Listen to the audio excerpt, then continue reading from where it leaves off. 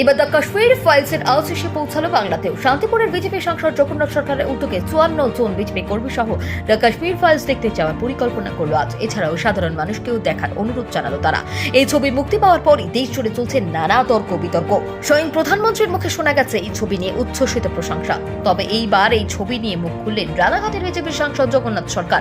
54 জন দলীয় কর্মী সহ এই ছবি দেখতে যাওয়ার পরিকল্পনা করলেন এবং সাধারণ মানুষকেও এই ছবি দেখার জন্য আহ্বান জানান। এই ছবি নিয়ে রাজ্যের মুখ্যমন্ত্রী এখনো পর্যন্ত মুখ না খুললেও মুখ্যমন্ত্রীর দিকে আঙুল তুলে বলেন পরিকল্পিতভাবে মুখ্যমন্ত্রী সিনেমা না দেখার জন্য আহ্বান করেছেন, তবুও মানুষ সিনেমাটি দেখছে, এটি তাদের কাছে বিপদের সংকেত। এই প্রসঙ্গে তিনি আরও বলেন, দলের কর্মীদের কাজে লাগিয়ে সিনেমা হল এর মালিকদের হুমকি দিচ্ছেন যাতে টিকিট না বিক্রি হয়। কিন্তু আমি বলবো এটা কোনো কাহিনী নয়, বাস্তবে যা ঘটেছিল কাশ্মীরি পণ্ডিতদের সঙ্গে সেটাই তুলে ধরা হয়েছে এবং বিষয়টি মানুষের দেখার প্রয়োজন আছে। তাই সবাইকে অনুরোধ করব যাতে এই সিনেমাটি সকলে দেখেন।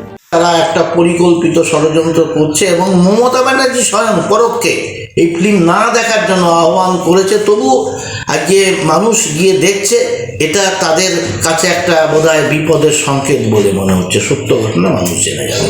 বাধা সরাসরি না আসলেও পরোক্ষভাবে মমতা ব্যানার্জি বলেছেন বা কায়দা করে তৃণমূলের লোক দিয়ে বা হল সিনেমাটা যাতে না চলে বা লোকসানে যায় তার ব্যবস্থা করার জন্য সবসময় একটা প্রয়াস তার রয়েছে। কাশ্মীর ফাইল একটা ভারতবর্ষের একটা ইতিহাস, যে ঘটনাগুলি পরিকল্পিতভাবে চেপে দেওয়া হতো, সত্য ঘটনা উন্মোচিত হতো না।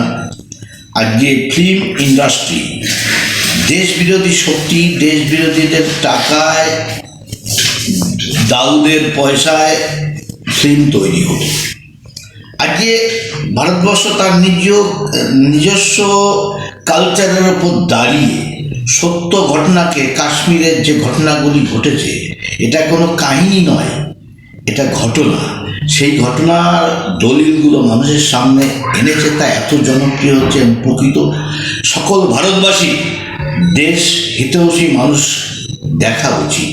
তবু এর মধ্যে দিয়ে আমরা দেখতে পাচ্ছি যে দেশ বিরোধী শক্তি সেটাকে লিক করে যাতে অনলাইনে সবাই দেখে নেয়, যাতে ফিল্মের পক্ষ থেকে যারা প্রস্তুতকারক তারা লোকসান করে, তার একটা ব্যবস্থাও করেছে। তার মধ্যে হলগুলো উপচে পড়ছে ভিড়ে।